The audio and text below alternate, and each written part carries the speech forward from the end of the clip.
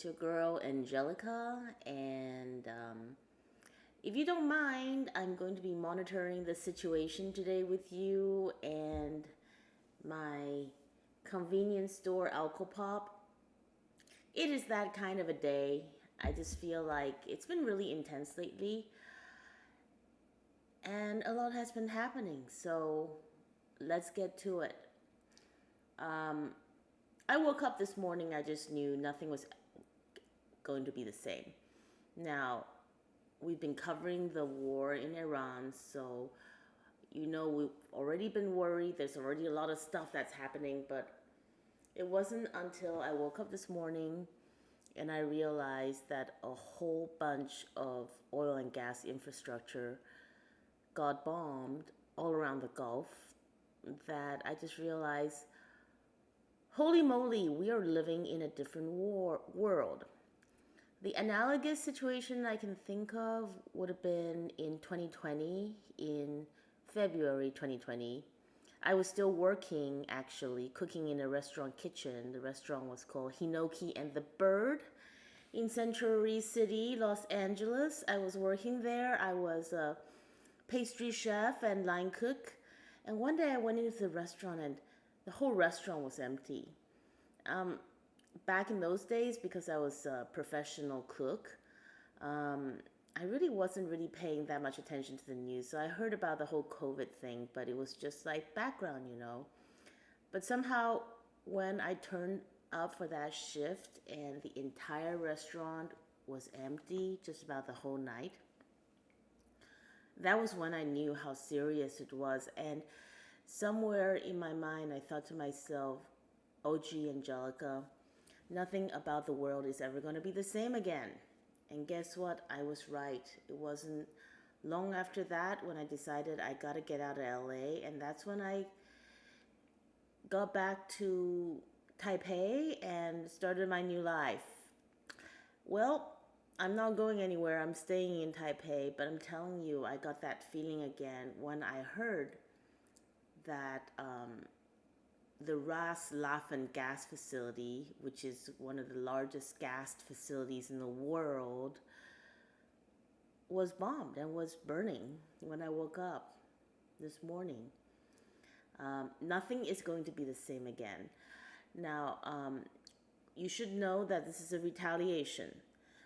Iran did not go out of its way to hit those civilian oil and gas facilities before. No. But their own gas field, the South Fars gas field, was hit yesterday night. So I knew the likelihood was they were going to retaliate. They had to retaliate. They had no choice. Because they said they don't hit our civilian energy infrastructure. If you do, we're going to hit back hard at all the civilian infrastructure in the neighborhood. So they've already made that warning very clear. So once their own gas infrastructure was hit, they would have no credibility at all if they did not go and hit back. But then it's really difficult because now that they've hit all those equipment and plants around the Gulf region, we are at a point of no return. Because even if by some magic this thing stops tomorrow, you can't bring that infrastructure back. Sometimes they just break in peacetime. There's a fire or something, and it would take about a year at least to fix them. I think there was a U.S. LNG terminal called Freeport that had a fire incident, and it took about a year to bring back online. But this is going to be more serious damage because we're not just talking about a fire, we're talking about missile damage, right? And some of those plants took like a decade to build. So you tell me how long they're going to take to bring back online. I really personally don't know. So that volume, even if we got the Strait of Hormuz open tomorrow, is going to be missing from the inventory of the world's oil and gas. Um, so the knock-on effects that are baked in the cake is mounting up. The next piece is going to be fertilizer, right? So if you don't have the oil and gas going around to all the fertilizer plants, you don't make the urea, which you need for the nitrogen fertilizer, especially if you want to grow corn. Um, and that's going to affect farmers' decisions all around the world. And they're going to be making those decisions as the planting season comes online. And once they make that decision, then we're locked in for the season. So this is going to all the dominoes are falling is all I can say, and it might be a very very ugly situation. Um, the worst thing is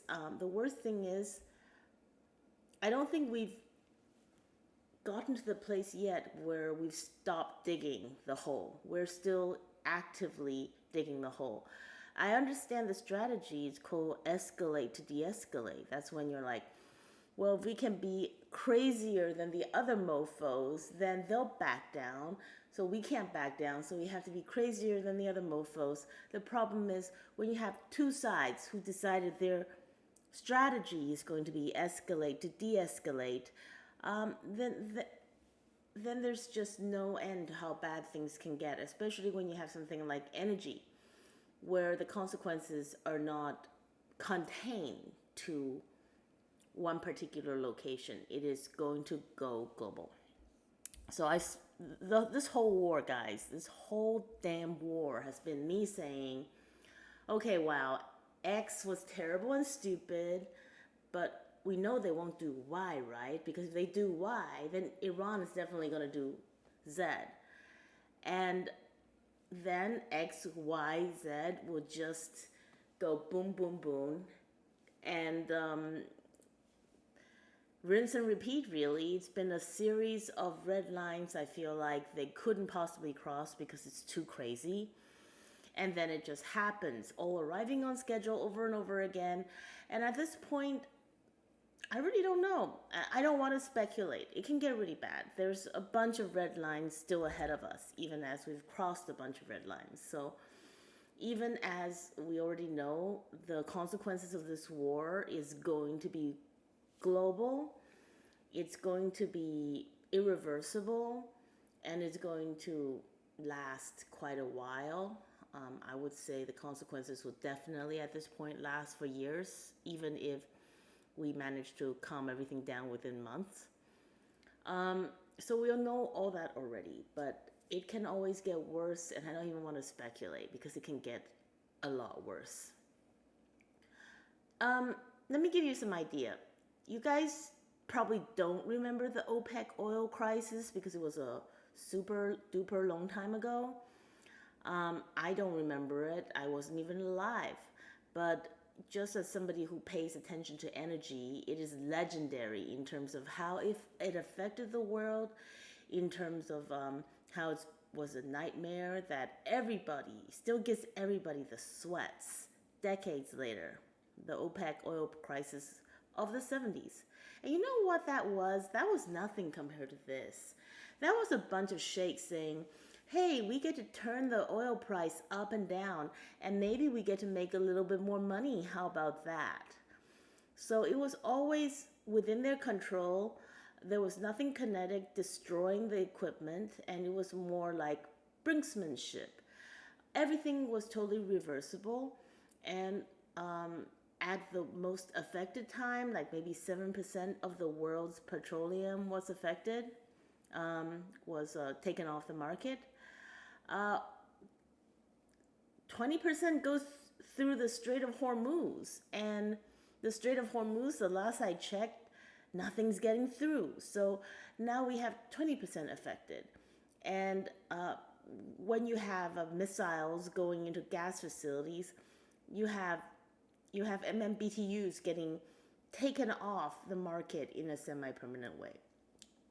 So I would say that take a look back at the OPEC oil crisis and double it in intensity. for just a baseline of how serious this could prove to be in the world.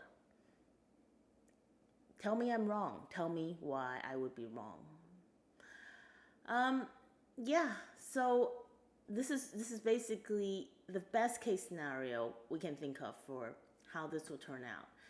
Is is a COVID style shock, a COVID style shock, like we voluntarily did to ourselves. That's already the best case scenario. I can't think of a better one than that. Yeah.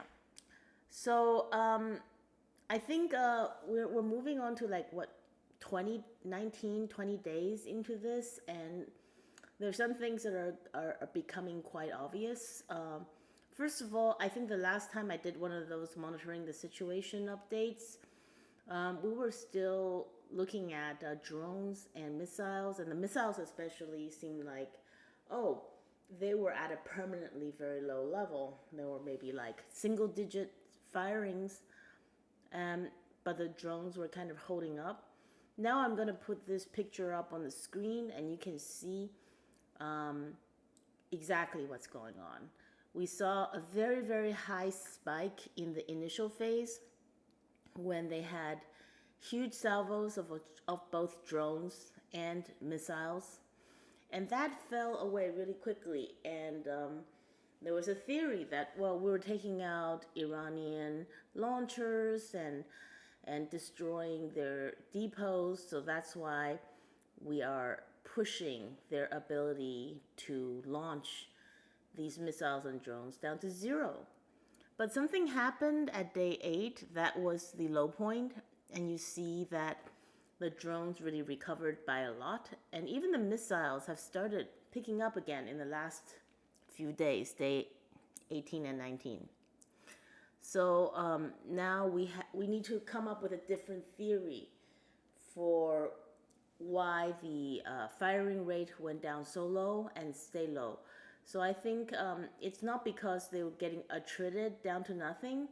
I think it's because they simply entered a different phase. They're conserving their ammo because Iran is running a marathon while both Israel and especially the United States want to run a sprint.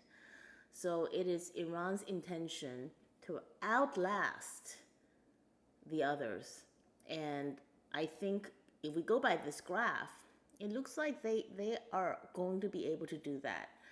And moreover, the Israelis and Americans are basically going to come up against big problems with running out of interceptors eventually, sooner or later.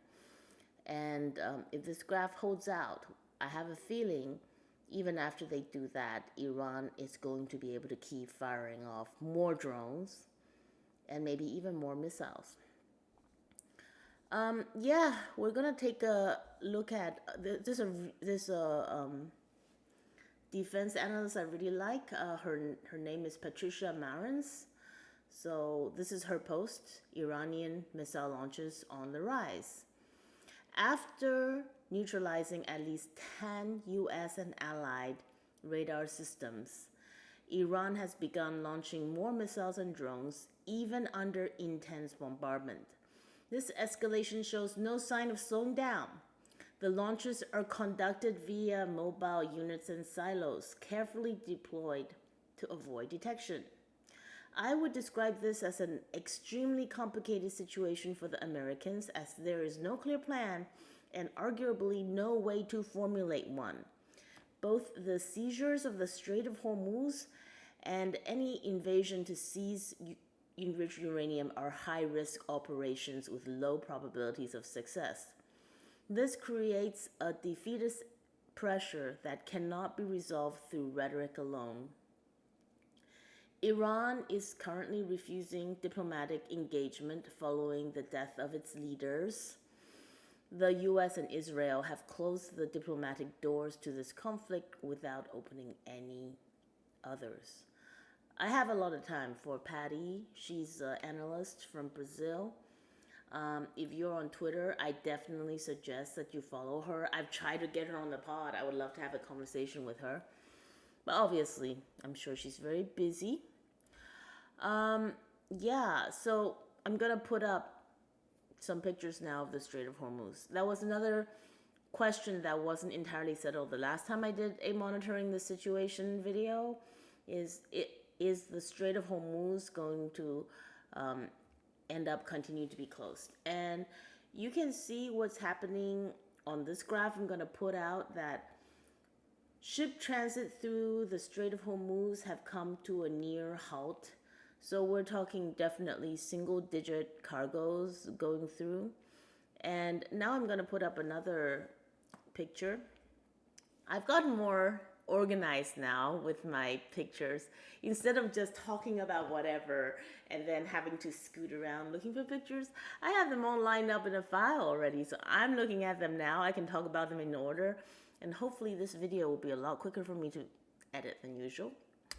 So I'm looking at the picture that I'm going to put up where you can see how a cargo is going through the Strait of Hormuz now. So the strait itself is actually rather wide, comparatively, but Iran is forcing the cargoes to go between two little islands.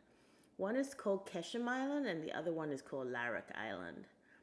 So basically, within the Strait of Hormuz, which is already narrow, they have managed to force the cargoes that are friendly to them to go through this tiny little channel. It's functioning like a toll booth. So I don't know how they are preventing the vessels, the tankers, from just Leroy Jenkins it and trying to run the Strait of Hormuz. It could be that it's mined. Some people speculate that they might have mined the Strait of Hormuz. But do they even need to do that? I'm not certain that they need to do that, because if you look at the situation, there's mountains all up in there on the Iranian side of the Strait of Hormuz. They could have simply positioned a lot of launchers there, and that would be just as good when it comes to interdicting traffic as mining the ocean, with the added advantage of control. Obviously, if you mine the straits, then it's really hard to get all those mines out again. So yeah, it seems to me like Trump has just completely lost control. You can see it nicely in this Economist cover, Operation Blind Fury. He's just mad. He's just mad, and he doesn't have a plan. He absolutely does not have a plan for what is going on. And of course, it's scary, but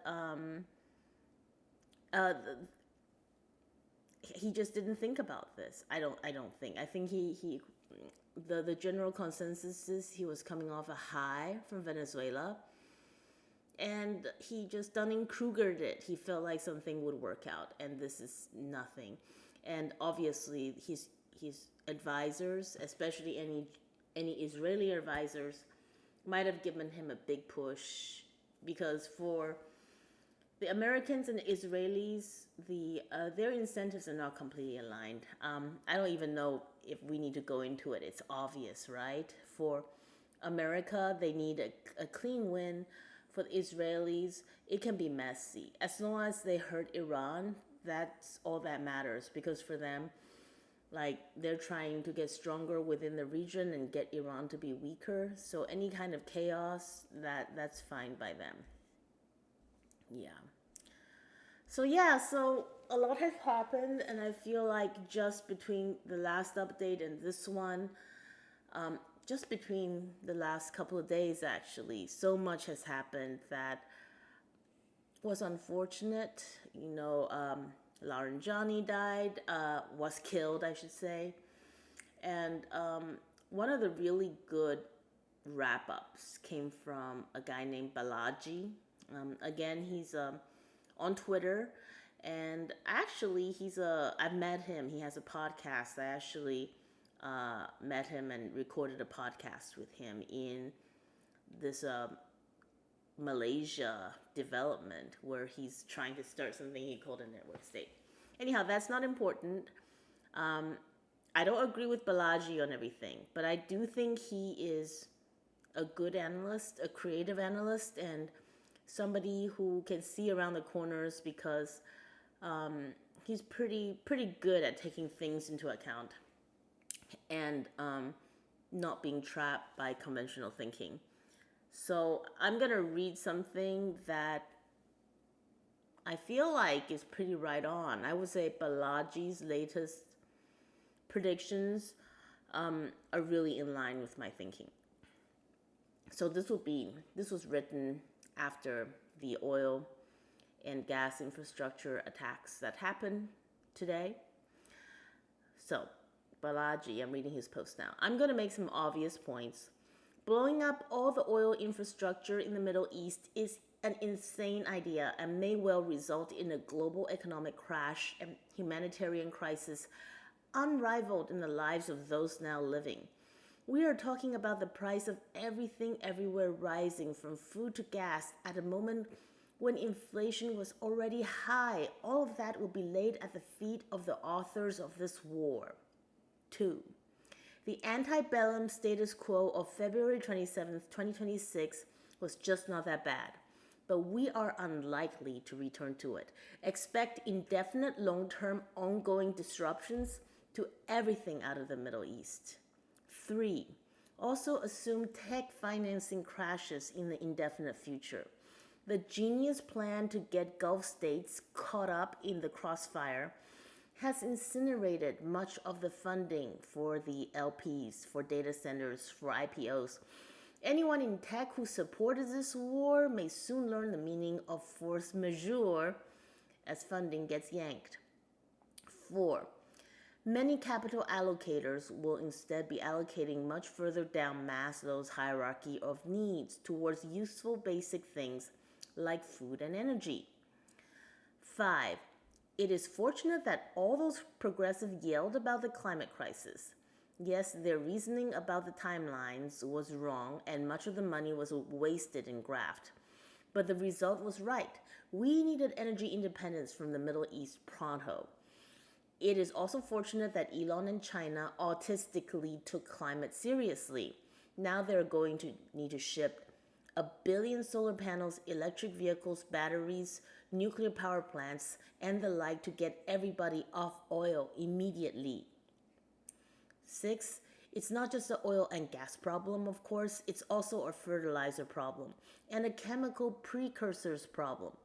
Maybe some new sources will come online at new prices, but it takes time to dial stuff up, especially at this scale. So shortages are almost a certainty. That said, China has only actually scaled up coal to chemical, and there's something more sci-fi called power to X, which turns arbitrary power, water, air into hydrocarbons. But all that will need to get accelerated. I have a background in chemical engineering, so may start funding things in this area. 7. Ultimately, this war is going to result in tremendous blame for anyone associated with it. It is a no-win situation to blow up this much infrastructure for so many people. Simply not worth it for whatever objective they thought they were going to attain. But unless you actually are in a position to stop the madness, the pragmatic thing to do is scramble to mitigate the fallout to yourself, your business, and your people. That's a very Balaji take. They're just like, well, we can't do anything, but what can I do personally to be okay? And I'm sure Balaji himself is going to be fine. In fact, this is really sad. It's just a way of the world. The people who are going to be not fine are going to be the poor.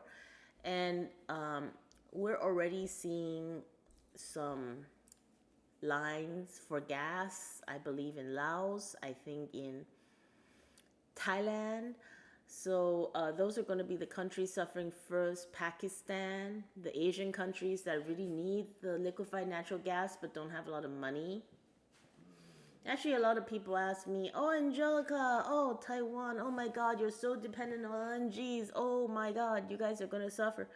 And I'm just like, Not at first. Not at first, because there's a certain amount of slack in the market that is not taken up in long-term contracts. So everybody in oil and gas, you typically have these long-term contracts to address most of your needs, and then you buy the rest in what's called a spot market, where the price is floating. Now, Taiwan has these long-term markets. A lot of it was with Qatar, maybe like 25%. But guess what? Taiwan also has a bunch of money. And so we're going to be able to snap up a lot of those spot market cargoes.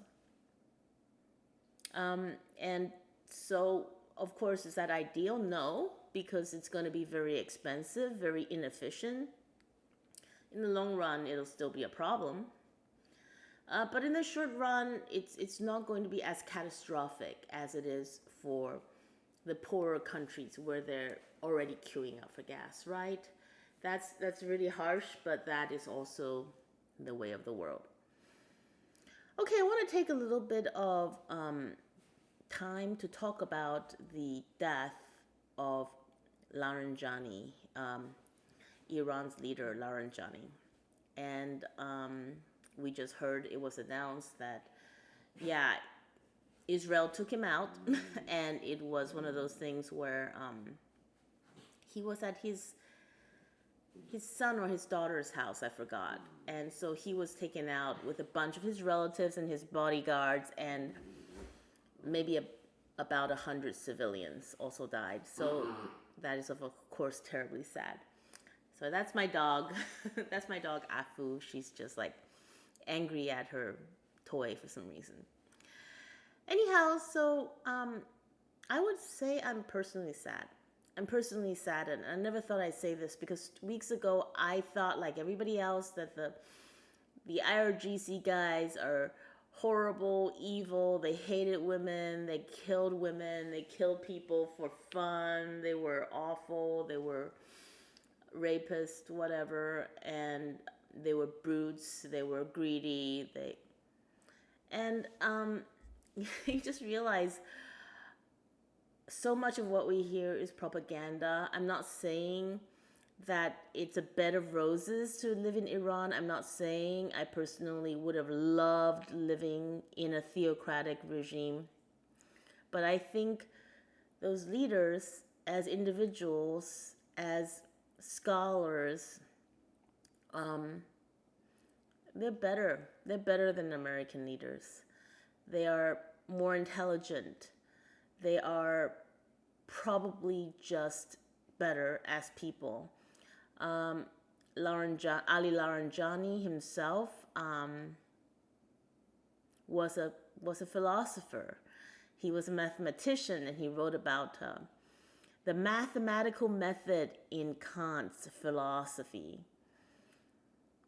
He wrote multiple books, actually, about Kant and how it relates to Islamic philosophy. So, obviously a very thoughtful scholar, and I feel like that comes through. And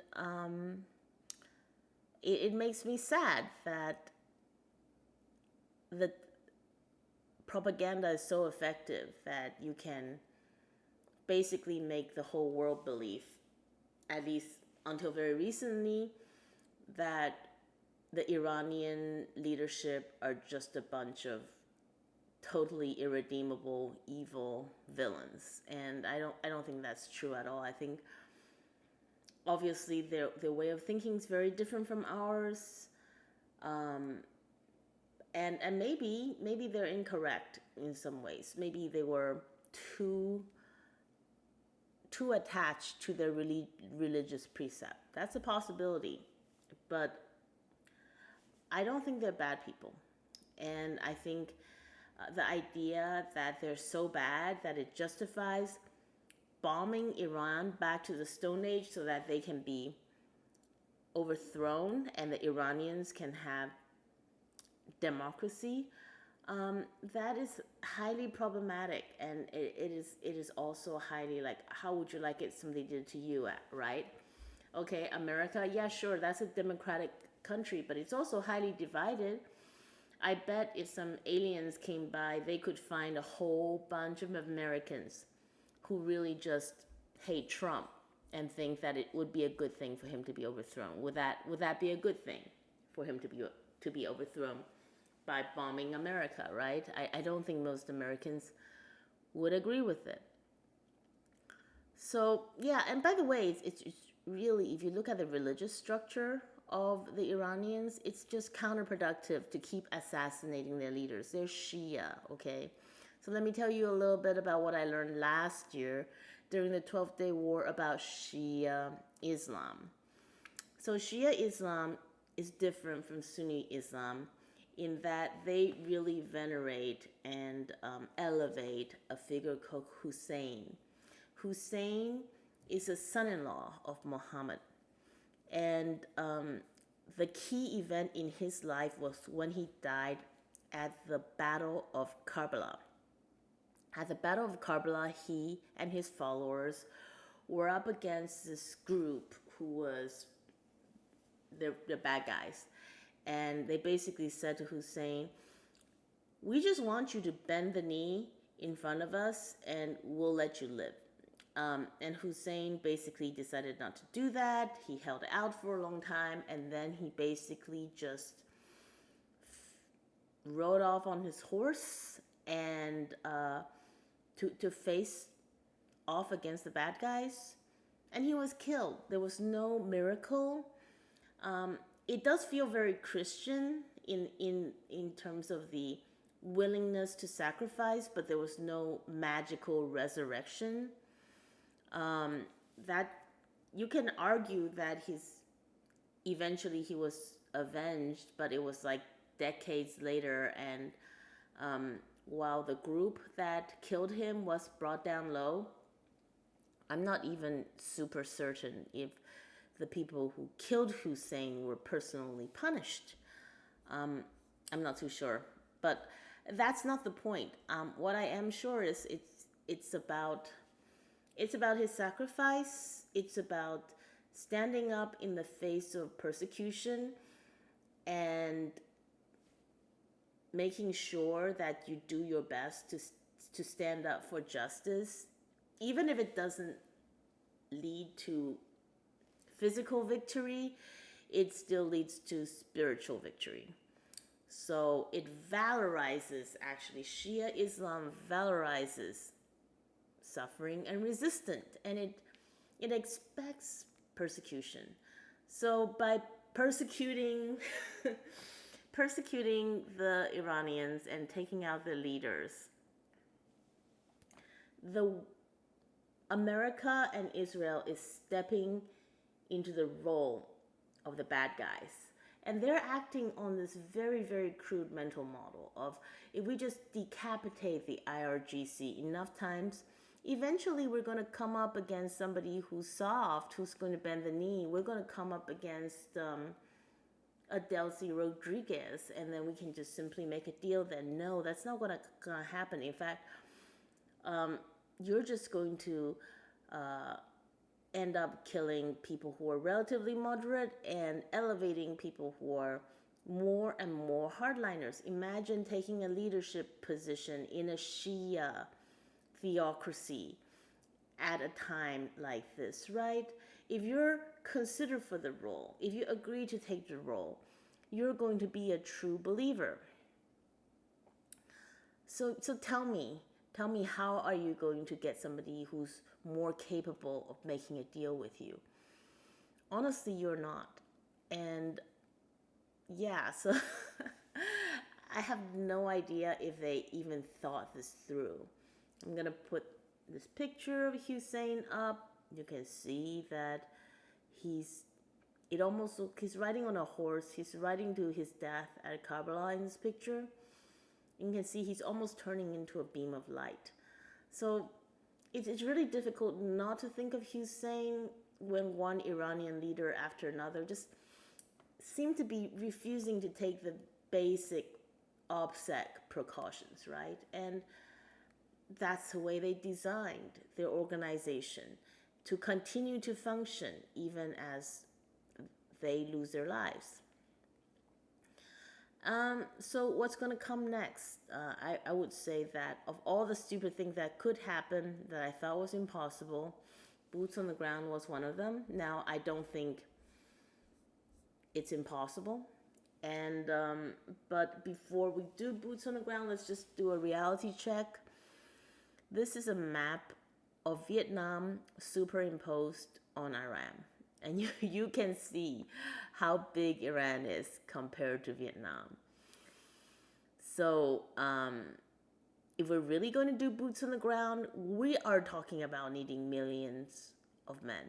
So obviously we're not going to do that.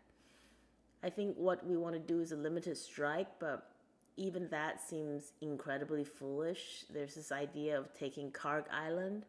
Karg Island is a little island where most of Iranians' oil facilities are.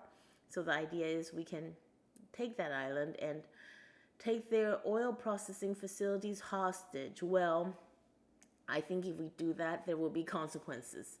And there will be a lot of American soldiers coming home in body bags. And are we ready for that? Or is it just going to be this horrible situation where every bad thing happen just causes us to go more all in?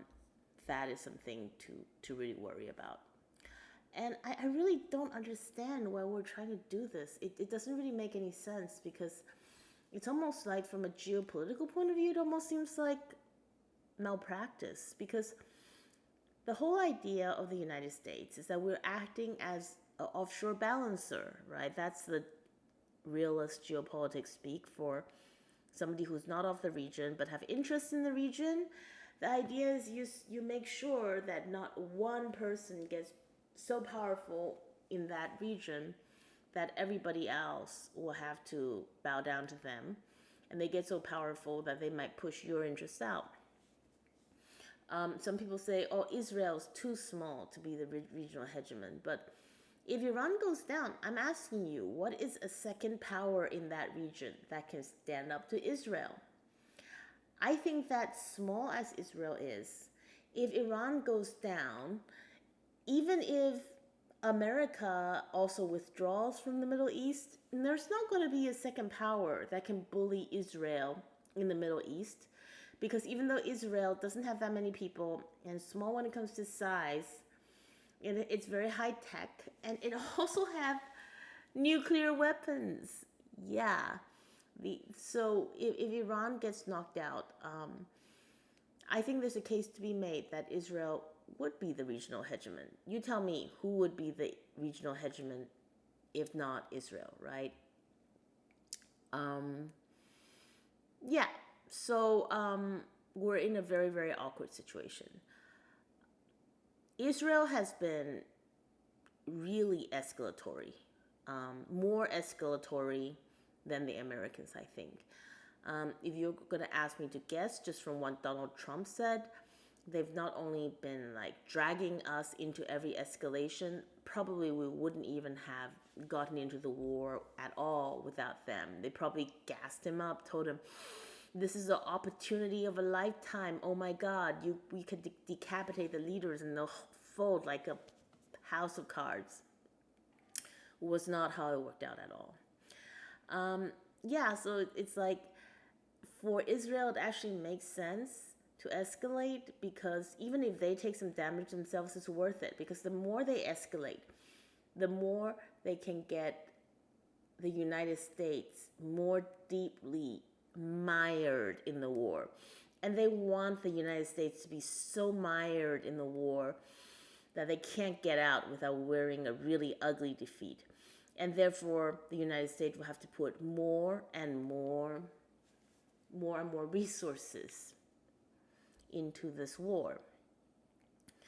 And they also want to get the other Gulf Council countries mired. That's why they're attacking the Iranian civilian energy infrastructure to force reprisals on the other Gulf Arab countries.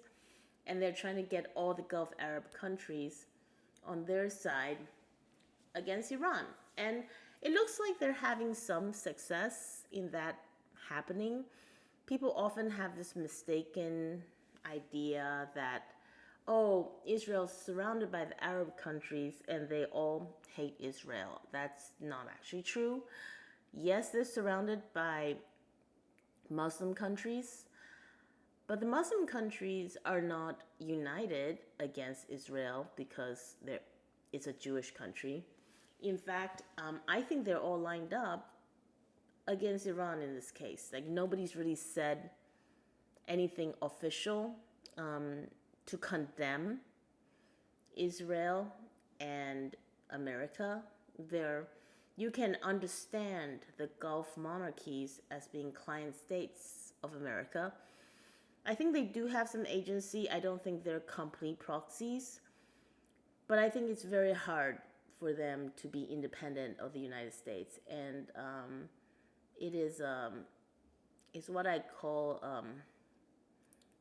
a Trashcanistan situation. I think it was Russians with attitude that came up with the concept of Trashcanistan. And what he means by Trashcanistan is the United States can have this expeditionary force, and they can march into any part of the world and basically create a huge mess, and then they can waltz out again. And it's the people who live in that region, including their allies, that have to clean up the mess. And for the United States, not only do they not have to clean up the mess, they might even be able to improve their own situation later, for instance, by taking part in rebuilding. And when they rebuild, they can charge a pretty penny for the reconstruction, and they can even take a stake in it, right? They can even say, well, we want some rare earth, or we want some Venezuelan oil, or whatever. Who knows what they'll take if they end up having to rebuild Gulf oil and gas infrastructure, right? But I doubt they'll do it for free. I doubt they'll say, oh, it was our bad. We started the war, so I guess we owe it to you guys. No, they're going to make the Gulf Arabs pay. So yeah, for them, the consequences of their actions are borne by their enemies, in which case, groovy, that's what they want, and their allies, and they don't care because they feel like their allies have no place to go. Trashcanistan. So I feel like we in Taiwan really have to know this pattern. Look at what happened in Ukraine. What happened in Ukraine is the United States were very active in training and encouraging the Ukrainians. I don't want to take away the agency, but let's just say the United States provided a lot of support. At first, the European countries were not that much into it, but once the war got started, and they were the one that had to live next to the wounded bear, and so they had to beg the United States not to go. They didn't want to live next to the wounded bear, but the United States didn't have the ability to take out the bear. So guess what? The Europeans have no choice but to live next to the wounded bear and next to the trashed Ukraine, right? Same thing is happening in the Middle East.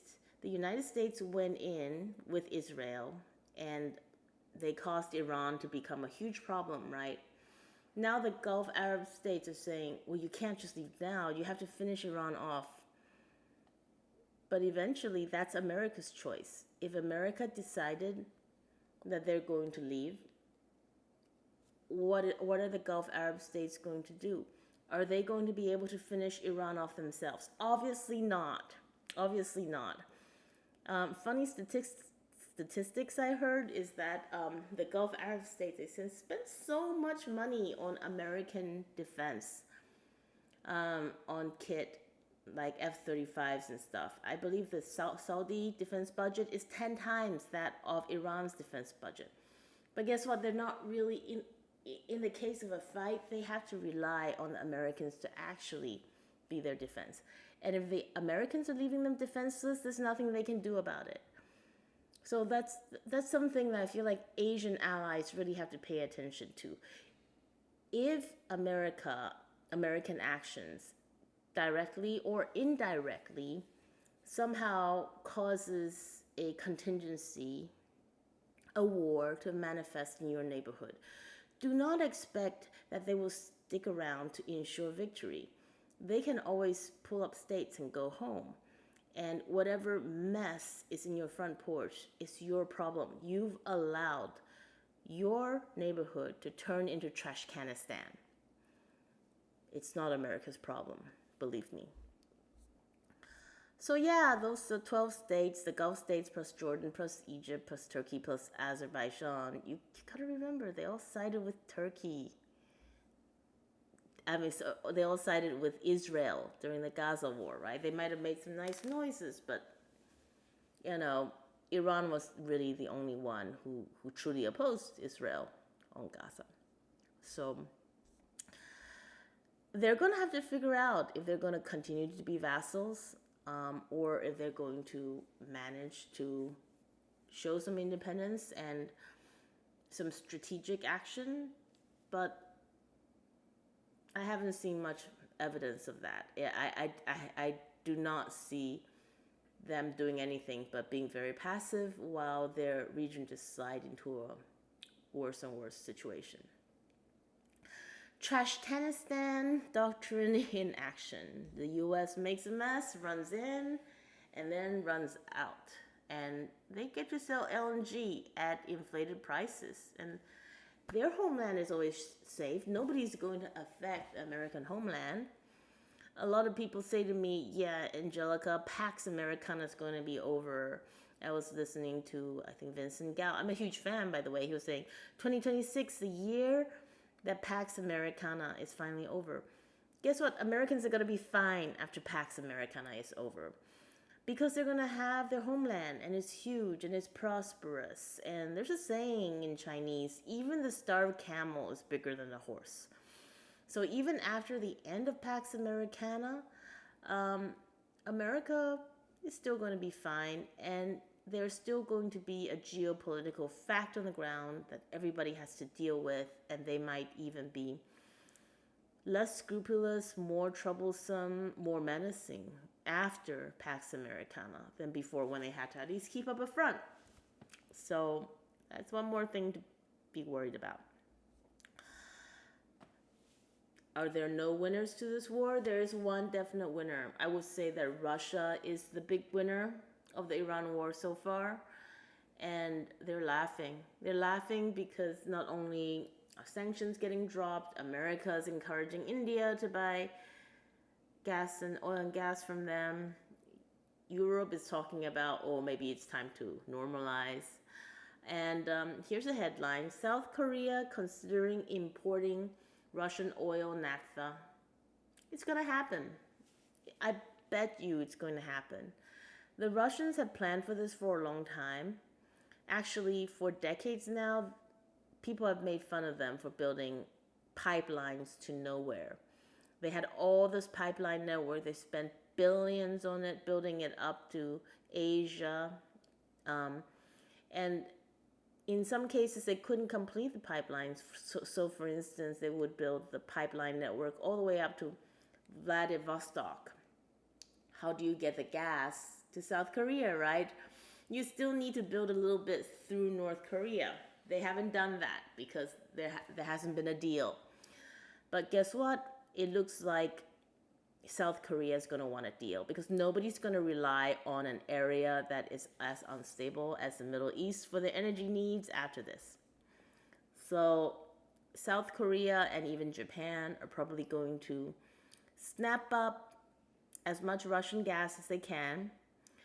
And guess what? There isn't even that much of it. Russia has a lot of oil and gas for sure, but between Chinese demand and if South Koreans and Japanese demand starts getting added on, there's not going to be much for the Europeans, even if they change their mind. Even the Europeans decided, let's do kumbaya with Russia. Even if Putin keels over tomorrow and the most hyper-liberal guy becomes the president of Russia and he returns all the land to Ukraine and, legalize gay marriage. I don't know. Even if he became like the the rainbow boba democratic candidate, white Nelson Mandela, whatever. It's too late. The Asians would have locked up the cargoes, probably in very long-term deals. There's not going to be much left over for the Europeans. So the Europeans have permanently screwed them into an energy contingency. You got to understand, they didn't just lose the Russian gas. They lost their Qatar gas now too. So they're, they got Norway or Algeria or something. But basically they're very, very dependent on American gas. And America is not going to hook them up with a good deal. America is going to fleece them to the maximum. So you can almost guarantee that the Europeans are going to be in huge energy trouble. We're coming up against the summer season. That's when they're using less gas, but it's also when they're filling up their gas reserves. And the gas reserves have been very empty because it's been a very cold winter. Right? Yeah, I think, the Europeans are screwed for the long term. For Asia, I think the amount of screwed, like I said earlier, depends on your ability to pay for the remaining cargoes. I actually would love it if Taiwan felt some real consequences for it. But I have a feeling we're just going to take care of the problem with money. We'll just pay. We'll pay through the nose and pretend it's not a problem. It's what the DPP does. They don't really care about the long term anymore.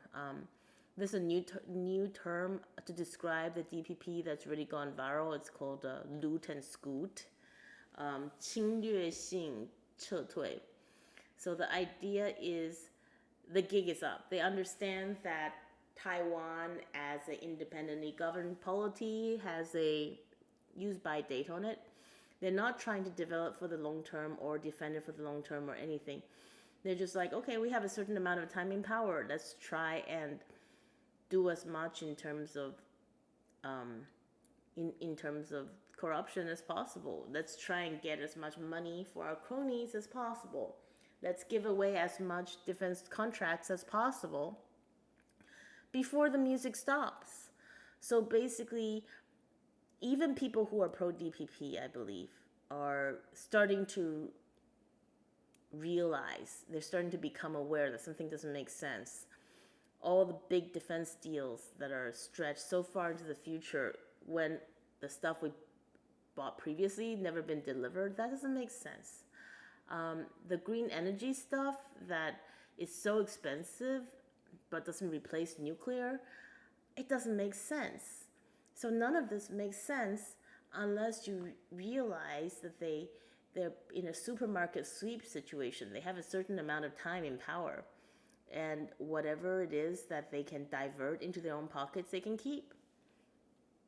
And then they can have their blue passports to the United States. So wherever they want to go in the world, and they can go to congressional hearings and talk about how horrible the CCP is after they lose control of Taiwan. And they'll just play the exile game for a few generations. So, obviously, that's what I suspected for a long time, but I feel like what's different now is you also have people who are on the pan-green side who are realizing that something's up. Yeah, there's a video that's made by a mainlander woman who points this out, and you see all this comments underneath it, and they're like, people are like, she's kind of got our number. Seems like she knows what she's talking about. It really seems like that kind of vibe. Otherwise, everything that's happening in Taiwan just doesn't make a lot of sense, I'm afraid. One funny thing is they actually got this ex-Polish president. He's kind of a legend. He's a winner of a Nobel Prize. His name is Lech Wałęsa, I believe that's his name. Sorry, I'm almost certain I butchered that pronunciation. But the point of it is they had him recently for the Yushan forums, and they keep having him back, and he keeps saying the same thing. He keeps saying the Chinese should reunify, which is very off-brand. It's very off-brand for the DPP message, which is that the Chinese and the Taiwanese are different political units, and Taiwan has its own sovereignty. But I guess this guy is old enough that he's got his own ideas and he's not going to be censored. So it's really amazing to have him come and clink glasses with our DPP leading lights. You can see a picture of him clinking glasses with Vice President Xiao Meiqing. And he's saying, the Chinese nation must be unified. Maybe Xi Jinping should be paying him instead. Of course, I should add here that he thinks that everything should be unified under the Democratic Republic of China. And how is that going to happen? He probably has some story for you about how, yeah, he managed to get the Soviets out of Poland. And I'm sure in his mind that was because he was so righteous. But I think sometimes we can have too much agency if something happens because we really wanted it to and it just did. And we maybe overestimate our role when it's just like a wheels of history turning kind of thing. So yeah, that's pretty much it. Oh yeah, one thing I should mention that caused a lot of controversy in Taiwan. And this has actually got nothing to do with the Iran situation now. I'm just mentioning it because, I'm not making a second monitoring the situation video. So basically, Lai Ching-te gave a speech where he said something that was so out of order, so outrageous, that even people in his own party are criticizing him. And these are his exact words. Japan colonized Taiwan in order to advance the greater East Asia coast prosperity sphere. The nationalist government came to Taiwan just the same, merely treating it as a springboard for retaking the mainland. And especially after the KMT government arrived in Taiwan, the way it treated the Taiwanese people was even worse than colonial ruled Taiwan. Worse than colonial Japan's treatment of Taiwan. 日本殖民台湾是为了推动东亚共荣圈的，国民政府来到台湾也一样，只不过是反攻大陆的跳板。尤其是国民党政府来到台湾之后，对待台湾人民，比殖民统治的台湾，比殖民统治的日本。对台湾还要差。 This is horrible. This is just like so insulting and so historically illiterate because the Japanese were not kind and gentle colonizers. You could make the argument that they built some infrastructure. Okay, they built a dam. Whoop-de-doo. But really, they were in Taiwan to depredate, to get resources, right? And they treated the locals as worse than them, lower than them. Of course, if you were in the local elite, you get to take a Japanese name, maybe you can get a Japanese education, but you were always going to be seen as lesser than because you're Chinese. And they said that, they would say you're Chinese. They didn't call you Taiwanese, they called you Chinese. And for them, Chinese means inferior to Japanese. I think there's a lot of confusion about that. A lot of confusion about the number of Taiwanese people, especially the Aborigines, who were slaughtered by the Japanese and forced into prostitution, did all sorts of menial labor, forced into war. And I think because some collaborationists did well under the Japanese occupation, and their stories became somehow the official story because the KMT had this original sin about white terror or whatever. They felt they were unable to hit back at those narratives. But it's very important too, because it's ahistorical. It smears the Taiwanese. It's disrespectful to the people who died and suffered. And it also puts us at odds with mainland China in a way that's totally unnecessary and not conducive to peace. I'm not saying that we need to hate the Japanese. That's really not necessary either. What is necessary is just seeing history for what it is, which is Taiwan was colonized and it was horrible. We should not see the colonial period with rose-colored glasses. And the KMT period, yes, we should have truth and reconciliation about the White Terror period, but sometimes stuff that happened in the past becomes a political weapon, and it becomes politically incorrect to talk about how the KMT actually built up Taiwan and made it a really successful place.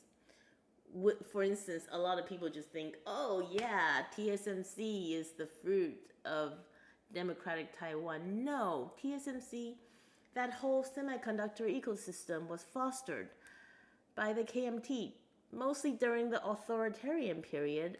And then after that, TSMC and UMC were developed enough that they continue to function.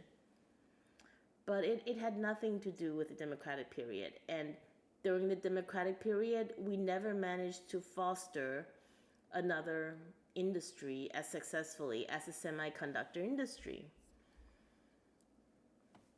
Okay, it's been about an hour, so I think I've said enough. Keep on the lookout for these monitoring the situation videos. I'll probably do them about once a week just to round up my take on this week's news. Thanks so much for tuning in, and let's hope we'll get some better news next week. But somehow, I highly doubt it. Bye.